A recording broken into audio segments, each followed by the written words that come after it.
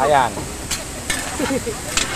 Ayan na, nandyan na yung isang balde ng puting sibuyas, isang balde ng ceiling green. Yan ang pangunahing sangkap sa pagtimpla ng sisig. Ayan. So ayan. Ayan, hindi mo inuurasan.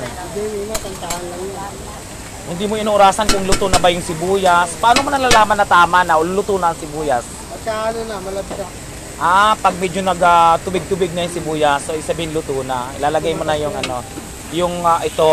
Ayan.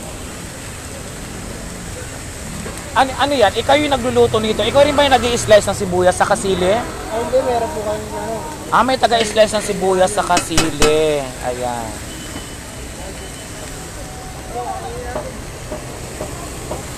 Sunod na ilalagay. 10 baldeng itlog.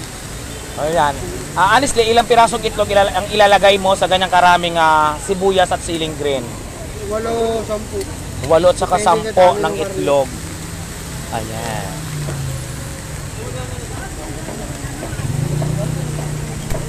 Wala ka pa bang na-crack na itlog na hindi magandang ano? Mayroon nangyayaring paano? So ayan, nagtitimpla si Jomo ngayon. Ang pangalan niya, ang real name mo ay ano nga ba yon? Si Shan. Ayan.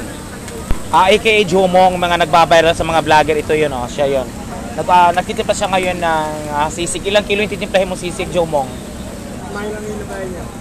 Ilang kilo to? 8 kilo. Ha? 8 kilong sisig ang titimplahin niya ngayon. So ayan na. Iminimix niya na yung fresh egg dun sa fresh na sibuyas na puti at saka ceiling green.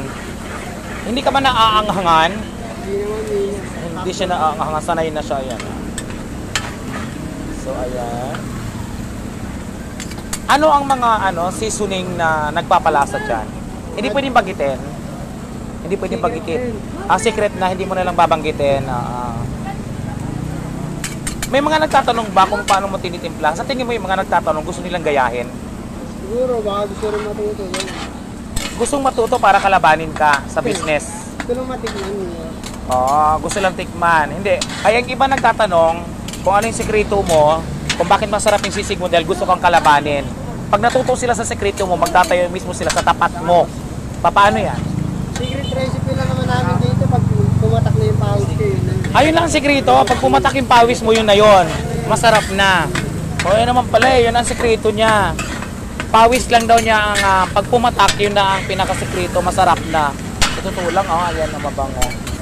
So ayan, malapit ang maluto. Paluto na ang ceiling green at saka sibuyas na puti. So ibubuhos na ngayon ang ayan.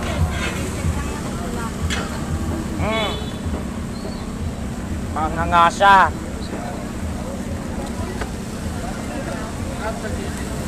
So ayan. Tabing.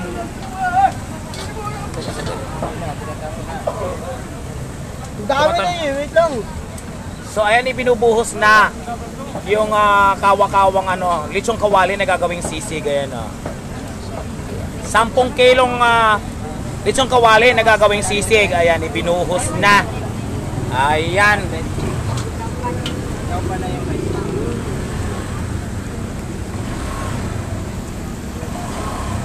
So sa puntong ito,